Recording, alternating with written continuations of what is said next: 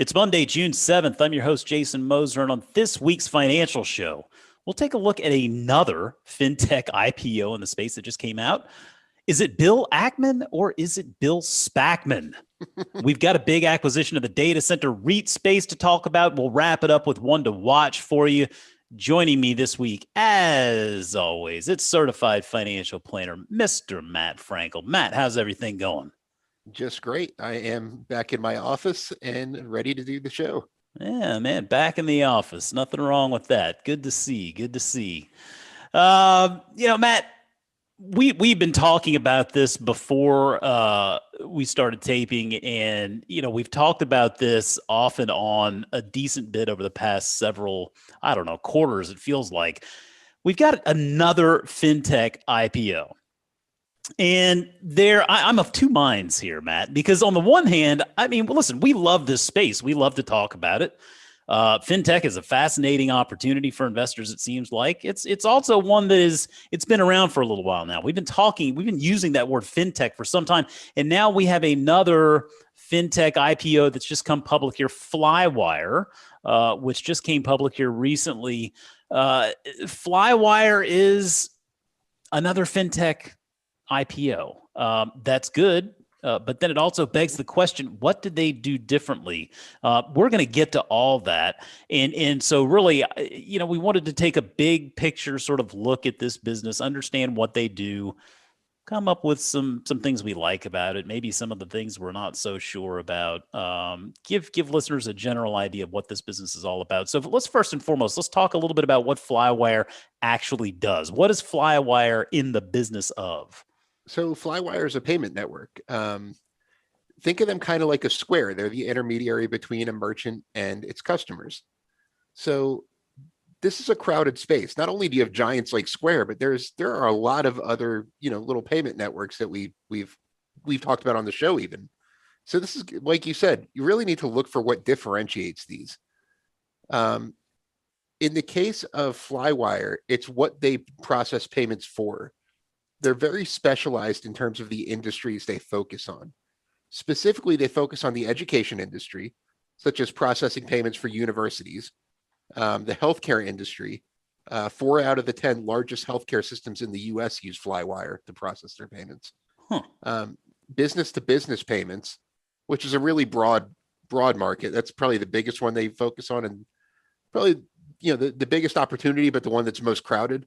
Right. And that's that B2B that you would always, right. We even see B2B with companies like MasterCard and Visa talking about that B2B opportunity as well. Right. So that's the biggest market I'm talking about, but it's also probably the least likely for them to really develop a big share of.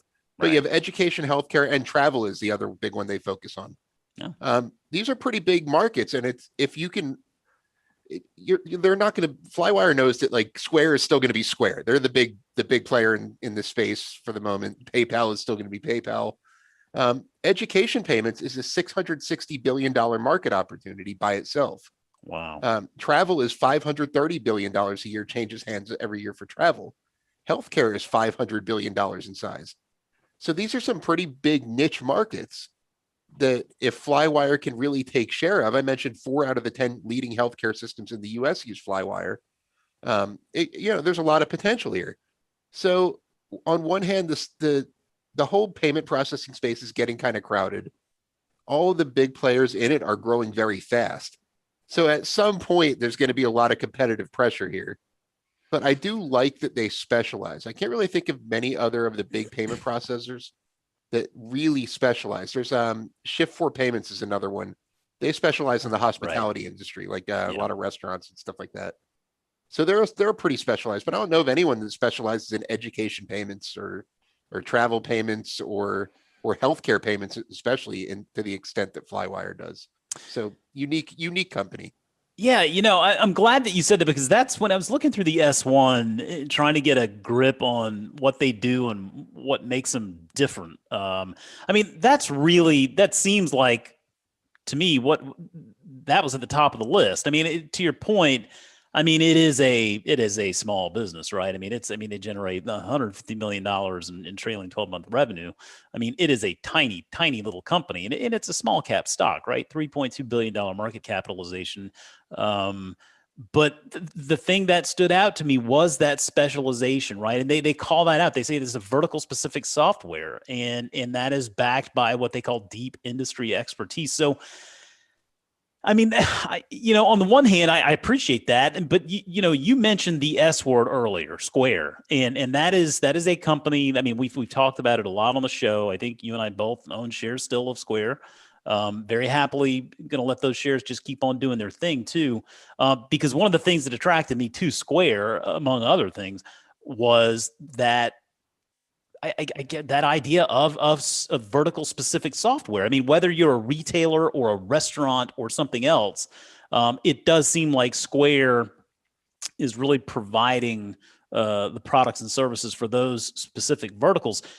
But the thing with Flywire, and you touched on this, it seems like Flywire is focused on some different market opportunities that maybe Square isn't necessarily focused on. Maybe that's the opportunity. I don't know. Yeah, the way the company puts it, these are some sectors that have been left behind by the payment industry, the evolution of the payment industry. And as you mentioned, it's a pretty small company, $150 million in trailing 12-month revenue, roughly. In 2020, they did about 132 million in revenue, but they're growing fast. That's 39% growth over 2019, which, given the pandemic, that's pretty impressive. Yeah, I'd have to imagine, as a whole, education payments were down in 2020. I would imagine. So a lot of their market, travel especially, they focus on travel payments. So some of their core markets got pretty hard hit in 2020, and for them to still grow revenue at 39% is pretty impressive. Just to give you an idea, you say it's a small company, which it is compared to some of these big fintechs. They processed $7.5 billion of volume in 2020. Yeah. So, which it's crazy how big the fintech industry's got that we consider that to be a small company. I mean, PayPal's over $1 trillion in annual volume. I know. Their client retention rate is 97%, which is pretty impressive. Over the past 3 years, their dollar-based net revenue retention rate, which pretty much that just means how much their existing customers are spending, has been 118%, meaning that the average customer that spends $100 with them is now spending $118 with them. Right. So that's the kind of thing with these payment companies. One thing that all investors should know in the fintech space, there's no real reason for a company to be loyal to one payment processor or another. A lot of companies use several different payment processors for their needs. Like, there's no reason a company couldn't use PayPal for its online payments, Square for some of its payments, Flywire for some of its payments. It's really tough for them to compete on price. Pretty much all of the fee is passed through from the payment networks like Visa or MasterCard, things like that. Yeah. So and each of these fintech companies gets 10 cents out of every transaction. The real differentiator is the software, as you mentioned, the vertical specific software. Yeah. So as companies see value in Flywire's vertical specific software, they might be gradually shifting some of their payment needs over from PayPal to Flywire or things like that, which is where you're seeing this dollar-based net revenue retention rate over 100% coming from. Customers are seeing more value in the product, so they're shifting more of their needs over to Flywire over time, which, if that trend continues, things could get very interesting for this business. Yeah. I mean, it is very early days. I mean, this is a business certainly that we're just starting to learn more about, and I would definitely put this one in the category of, I'm more than happy to give it a few quarters to better understand the business, see how management behaves as a publicly traded management team. I don't feel like that there's any rush to buy shares in a business like this. But by the same token, I mean, it is something that absolutely compels me. I mean, I think this vertical specific software, I think there's something to that. And to that end, I mean, what's something that you feel like you're going to need to keep an eye on with a business like this? I mean, this is going to be a business we're going to be talking about, I think, fairly regularly on this show. I mean, it's one that seems like it has a lot of potential in the space. But what's something you're going to be keeping an eye on with a company like this to try to judge whether it's something that's worthy of taking that next step as a possible investment? I mean, a few more quarters of that 100% plus revenue retention, that'll definitely be a positive if they can keep this growth rate going. I want to see what they're doing in 2021 now that, the the big part of COVID is behind us, the big effect on the business. You know, as education ramps up again and travel ramps up again and things like that, I want to see how their business does. But I will say, with the vast amount of fintech IPOs recently, like, a company's really got to knock my socks off for me to get in, like, on the IPO level these days. Yeah. I mean, I don't know about you, but like, it really has to wow me from the get-go for me to get in on the IPO. Yeah. And there have been a few that I've been really interested in, but Flywire is one I might have to, you know, definitely gonna keep it on my radar. It's an interesting company.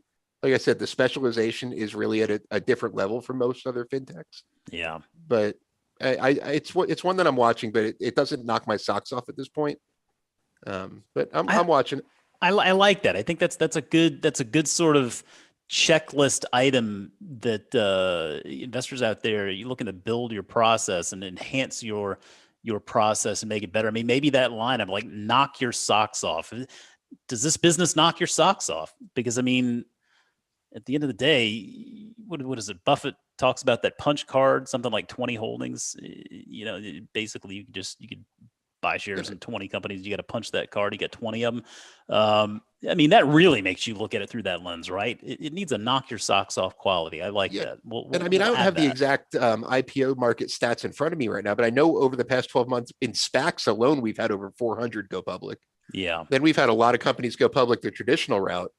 So there have just been, like, a flood of these IPOs coming to market. And like I said, it really needs to stand out from the pack. In a normal year, when, you know, when only, like, the cream of the crop is going public, that's not what's happening right now. It's like, I feel like and not to say that Flywire isn't the cream of the crop, but I feel like there are just so many companies going public and at very high valuations compared to historic multiples. I mean, you said a trailing 12-month revenue of about $150 million. That means Flywire is trading for 20 times revenue and not profitable and growing at 39% year over year, which is great, but that's still a pretty rich valuation for a company like that. Yeah. So, you know, it's, I think we said this a few weeks ago that, like, you know, the IPO class of 2020 and 2021, like any class, you have the top 5% that you want to pay attention to and are going to go on to Ivy League schools and stuff like that. But then those are the ones you want to focus on out of this group. And Flywire may be in it, maybe not. But I'd like to see a few quarters of how it's doing while it's actually a publicly traded company, and we get to really get more frequent updates and see how the business is doing. Well, speaking of SPACs, billionaire investor, an investor we all know fairly well through the headlines and whatnot here through the years. Bill Spackman, actually just Bill Ackman. I was just having fun with the Bill Spackman. But I mean, you know, listen, Bill Ackman, he has a SPAC and he's got his blank check company, Pershing Square Tontine Holdings, right? Now there's a lot. It seems like there's a lot going on here these days with Mr. Ackman, but there is a SPAC deal where he is looking to buy a sliver of Universal Music Group, which recently went public. I wanted to get your thoughts on where exactly you think Ackman's headed with this Pershing Square Tontine Holdings, and if you feel like this Universal Music Group investment is a sensible one. Yeah. So, I mean, I could spend the entire episode breaking down this deal. It's that complex. And going through all, which, first of all, it's not official yet. Ackman confirmed that these talks are happening and gave details of what it would look like. So it's not confirmed. We don't know that it's going to happen, and they don't even know if they can do everything that Ackman wants to do. So take this with a grain of salt. There's three big components to what Pershing Square Tontine Holdings is doing. Number one, they're buying 10% of Universal Music for $4.1 billion. It values that company at $42.5 billion, including debt.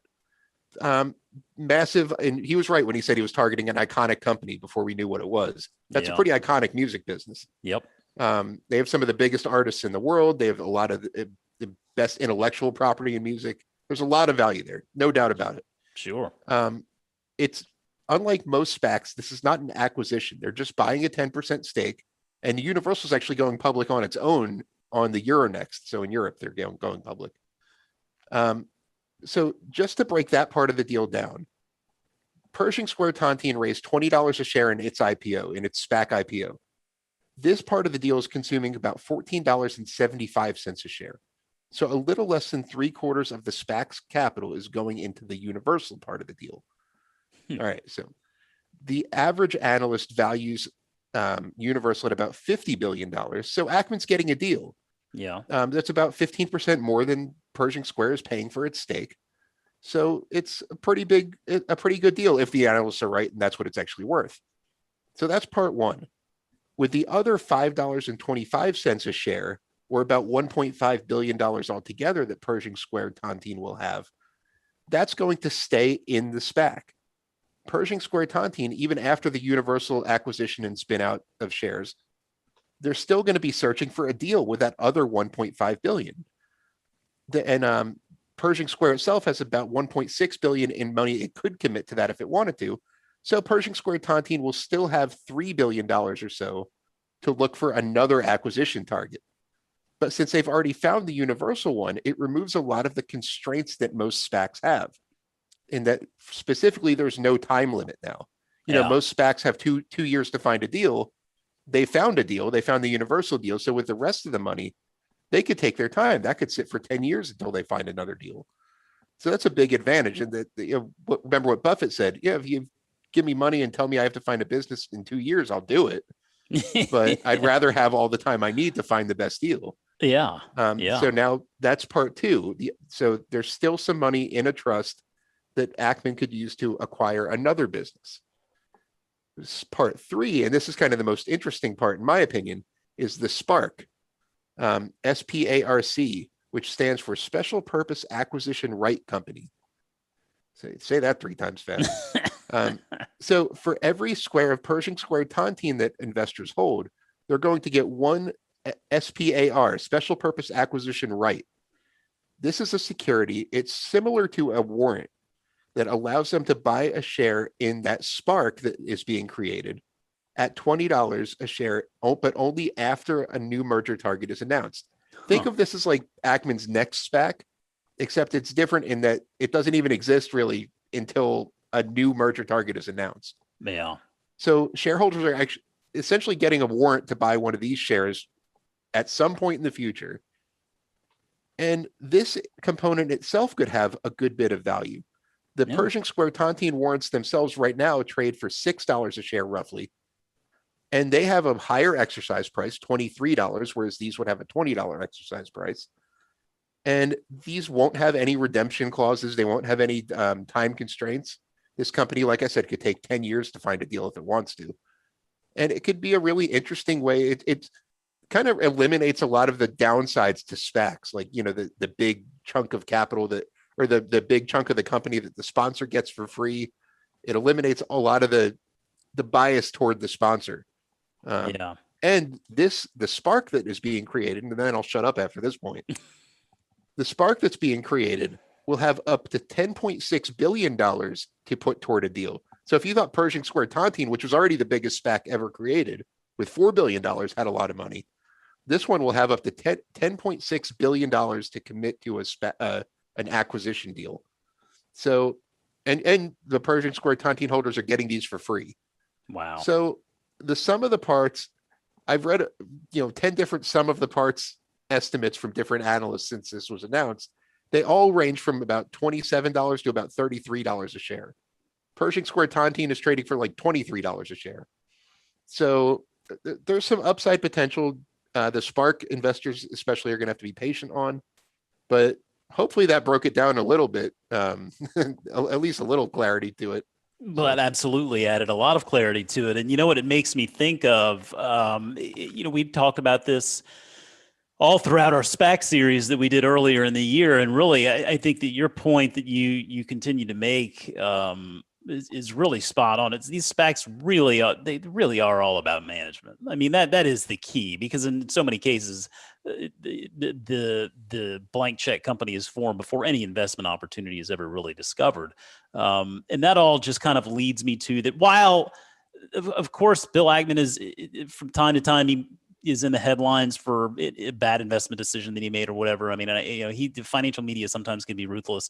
They like to focus on the bad and never really the good. I mean, let's be clear. Bill Ackman is a smart investor. He's had a lot of success, right? I mean, it strikes me that maybe Pershing Square Tontine Holdings would be one of those SPACs that I would actually consider being a part of, that just by virtue of the fact that you've got Bill Ackman really running the show there. I mean, there does seem to be, he seems to have at least a vision as to what he's trying to do here.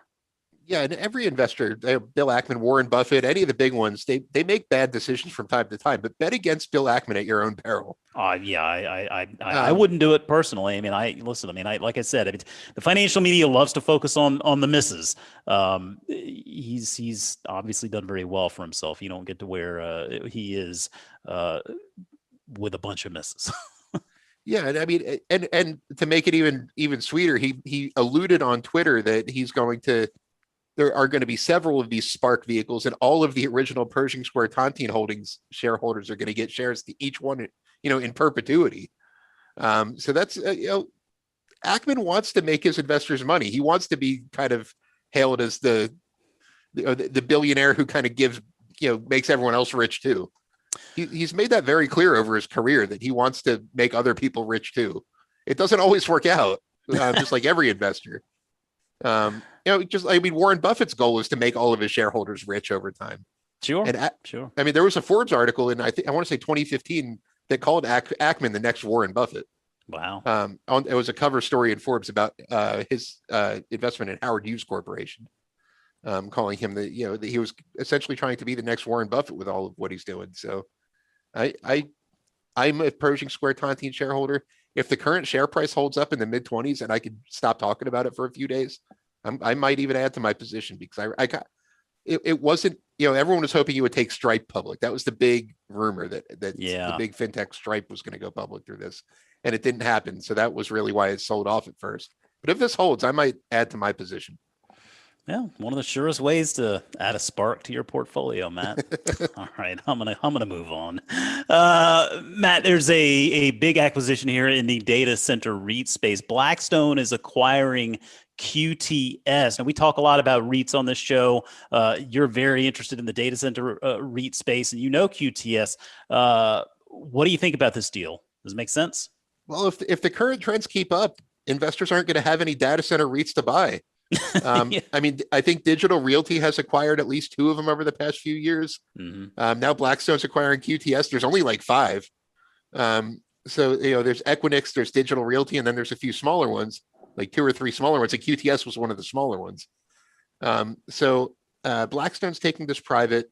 It's Blackstone's their infrastructure and their REIT division. They have a private REIT, not a publicly traded REIT. And they've Blackstone Infrastructure Partners is their infrastructure division. So those 2 divisions of Blackstone are buying QTS. They're paying $6.7 billion for it, which is a 21% premium over its share price. So congratulations to all QTS shareholders. And it's really not hard to see why they want this. QTS owns about 7 million square feet of data space. The use of data is growing exponentially in America right now, or throughout the world, but here especially. It is. Some really data-heavy markets are blowing up right now. Jason, you are the artificial intelligence augmented reality guy. That's your official job title, I believe. Well, augmented reality, immersive technology, more the 5G stuff. Seth really focuses more on the AI, but AI is definitely a part of the universe that I'm studying. And you're right. The data is just, it's mind bending. The amount of data that's out there, and then further, the companies that are all just geared towards figuring out the best ways to work with that data. AI devices are extremely data heavy. Yeah. And the market for AI is expected to grow from $11 billion in annual AI device sales in 2019 to $90 billion in AI device sales by 2025, just a few years from now. That's huge growth. And this is going to the point is things like that are going to drive the need for data centers. Yeah. That's why you're seeing, I mentioned a company called Sixtera is going public. Yes. Yeah, I remember talking about that. Which isn't going to be a REIT, most likely, because they only own, I think, 2 of their properties. They lease and then sublease. They use kind of like a subleasing model. But digital realty has been a holding of mine for a long time. Just the amount of data heavy device. Just think of how many things like in your immediate vicinity right now are connected to the internet that wouldn't have been a couple years ago. Yeah. I mean, when I'm sitting at home, I can see a vacuum cleaner, a doorknob, or a door, things that are like that 10 years ago, you would never think that all these things would be internet connected. And all of these things use a ton of data. Yeah. How much data does your car use that the car you drove 20 years ago didn't? Oh, it's multiples upon multiples. I mean, my wife's car has a computer that's like the size of my laptop sitting on the window like this. Sure. It's sure. like she has a Volvo and it has like kind of like a, not self-driving, but the kind that really like driver assists, I guess you call it. Oh yeah. Yep. That uses a ton of data, and things like this over time are going to really add to the need for secure and reliable places to store and transmit data. And I think the data center market is, I mean, it's already like blown up over the past 2 decades. And I think it's really just getting started. I mean, obviously you can't really buy QTS anymore because Blackstone beat you to it. But digital realty is my favorite way to play the space, and it's one of my largest investments, and I think it will continue to be so. Well, Matt, before we wrap up this week, let's give our listeners something to keep on their radar here. What is one stock you are watching this coming week? I am watching Latch, and I can say just Latch now because they finally completed their SPAC deal. Yes. Latch, if you remember, we had CEO Luke Schoenfelder on our show not that long ago. Yeah. Latch was acquired by a SPAC called TS Innovation Acquisitions. It was Tishman Speyer's SPAC. They just went public today, which is very significant because it means they now have access to the $450 million they were getting in that SPAC deal. So now they're going to have really deep pockets. They've recently announced that they expanded into commercial offices. They're pretty much an apartment building. They provide an apartment building operating system for the most part. That's their core business. They're expanding into office buildings.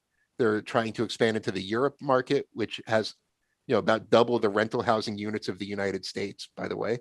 And now they have the cash to really take on that market head on. So I'm really watching that one. The stock is actually down since the original SPAC merger was announced. They're discussing their first quarter business results on Wednesday, so I'm going to be paying attention to that. I own shares of Latch now. It's interesting to say Latch now that it trades under its own ticker symbol. It's LTCH. Right. So that's one I am watching very closely. All right, good stuff. I'm going to be watching a company called Cannae Holdings. Ticker is CNNE. You ever heard of Cannae Holdings, Matt? I have not. Okay, yeah, this was one. It was new to me as well. But we had a listener who had asked a question for market foolery, and Chris and I talked about it one day. And the more I dug into it, just a very interesting company with an interesting history. It split off from Fidelity National Financial back in 2017. It's not a SPAC, but it is a business. It's like so you talk a lot about how management really is the key, and it does feel like management is the key here for Cannae as well. Bill Foley, who actually is running the show there, he owns around 3.7% of the business today, so he's got some skin in the game. He is I believe, the executive chairman and the one, generally speaking, calling the shots there. But they ultimately it's a company that takes meaningful equity ownership stakes in businesses that they see opportunity. And so they own everything from shares of Dun & Bradstreet, which is in data analytics, to a large collection of restaurants. They have fintech in a company called PaySafe, and they even have real estate in a golf course community, Matt. So just a lot of different investments there that Foley has made through the years, and over the course of the last 3 years, the stock has done well. I mean, it's returned better than 80%, outpaced the market. Just an interesting business. The question was sort of in the line of, is this a kind of a Berkshire Hathaway style investment minus the insurance operations? And I think there's something to that. And so it's one that I'm going to dig into and learn a little bit more about, just because it was a new one for me and interesting, and it could be an opportunity for investors. So we'll keep an eye on Cannae Holdings. But I think that is going to do it for us this week, Matt. As always, really appreciate you taking the time to join us. Of course, always good to be here. And remember, you can always reach out to us on Twitter at MF Industry Focus, or you can drop us an email at industryfocus@fool.com. As always, people on the program may have interest in the stocks they talk about, and the Motley Fool may have formal recommendations for or against. So don't buy or sell stocks based solely on what you hear. Thanks as always to Tim Sparks for putting the show together for us. For Matt Frankel, I'm Jason Moser. Thanks for listening, and we'll see you next week.